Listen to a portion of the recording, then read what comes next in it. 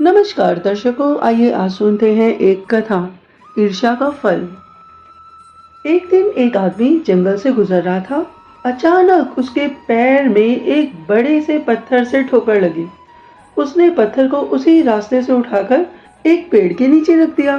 कुछ समय बाद एक चित्रकार उस पेड़ की छाया में चित्र बनाने के लिए बैठा तो चित्र बनाते हुए लाल रंग की कुछ बूंदें उस पत्थर के ऊपर गिर गई और वह पत्थर रोली की तरह लाल सा दिखने लगा। थोड़े समय बाद एक फूल बेचने वाला माला गूंथने के लिए पेड़ के नीचे बैठ गया तो कुछ फूल उसी पत्थर के आसपास गिर गए। अब तो वहां से होकर जो भी गुजरने लगा वह उस पत्थर को भगवान की मूर्ति मानकर उसकी पूजा ही करने लग गया। ये देखकर पेड़ को बहुत ईर्ष्या हुई। पेड़ ने सोचा, अच्छा, पहले तो लोग मेरी छांव में बैठने के लिए आते थे, लेकिन अब वह सिर्फ इस पत्थर की पूजा करने को आते हैं। इसलिए पेड़ ने पत्थर को जोर से लात मारी। जब लोग पत्थर की पूजा करने को आए तो उन्होंने देखा पत्थर कहीं भी नहीं दिखाई दे रहा था। तो उन लोगों में से एक व्यक्ति बोला कि अरे भाई, भगवान इस स्थान को छोड़कर चले गए हैं।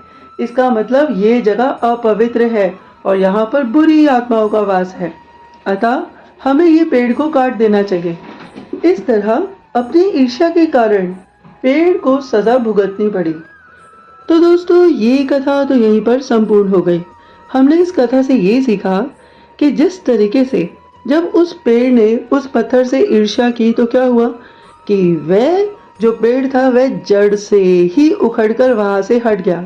इसी प्रकार से जब हम किसी से ईर्ष्या करते हैं, किसी की तरफ एक उंगली भी करते हैं कि भाई ये इंसान बहुत गलत है, तो चार हमारी ही तरफ पलट कर आती हैं।